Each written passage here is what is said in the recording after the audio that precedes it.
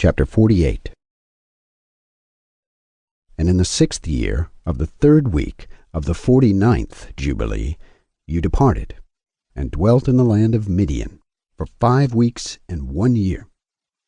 And you returned to Egypt in the 2nd week, in the 2nd year, in the 50th Jubilee.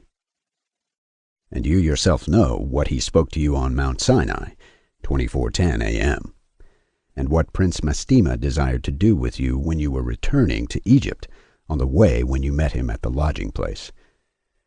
Did he not with all his power seek to kill you, and deliver the Egyptians out of your hand when he saw that you were sent to execute judgment and vengeance on the Egyptians? And I delivered you out of his hand, and you performed the signs and wonders which you were sent to perform in Egypt against Pharaoh, and against all his house, and against his servants and his people. And the Lord executed a great vengeance on them for Israel's sake, and smote them through the plagues of blood and frogs, lice and dog flies, and malignant boils breaking forth in blains, and their cattle by death, and the hailstones. Thereby he destroyed everything that grew for them, and by locusts, which devoured the residue which had been left by the hail, and by darkness, and by death of the firstborn of men and animals. And on all their idols the Lord took vengeance, and burned them with fire. And everything was sent through your hand, that you should declare these things before they were done. And you spoke with the king of Egypt before all his servants and before his people, and everything took place according to your words. 10 great and terrible judgments came on the land of Egypt, that you might execute vengeance on it for Israel. And the Lord did everything for Israel's sake, and according to his covenant, which he had ordained with Abraham, that he would take vengeance on them, as they had brought them by force into bondage. And the prince Mastema stood up against you, and sought to cast you into the hands of Pharaoh, and he helped the Egyptian sorcerers. And they stood up and wrought before you the evils which we permitted them to work, but the remedies we did not allow to be wrought by their hands. And the Lord struck them with malignant ulcers, and they were not able to stand, for we destroyed them so that they could not perform a single sign.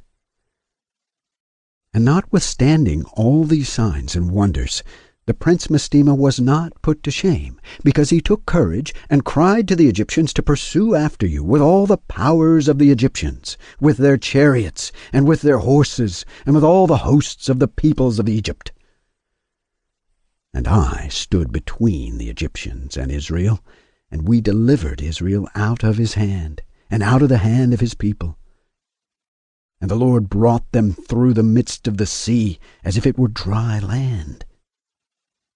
And all the peoples whom he brought to pursue after Israel, the Lord our God cast them into the midst of the sea, into the depths of the abyss beneath the children of Israel, even as the people of Egypt had cast their children into the river.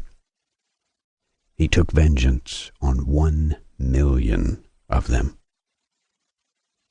And 1,000 strong and energetic men were destroyed on account of one suckling of the children of your people, which they had thrown into the river. And on the 14th day, and on the 15th, and on the 16th, and on the 17th, and on the 18th, the prince Mastema was bound and imprisoned behind the children of Israel, that he might not accuse them. And on the 19th we let them loose, that they might help the Egyptians, and pursue the children of Israel. And he hardened their hearts, and made them stubborn, and the device was devised by the Lord our God, that he might smite the Egyptians, and cast them into the sea.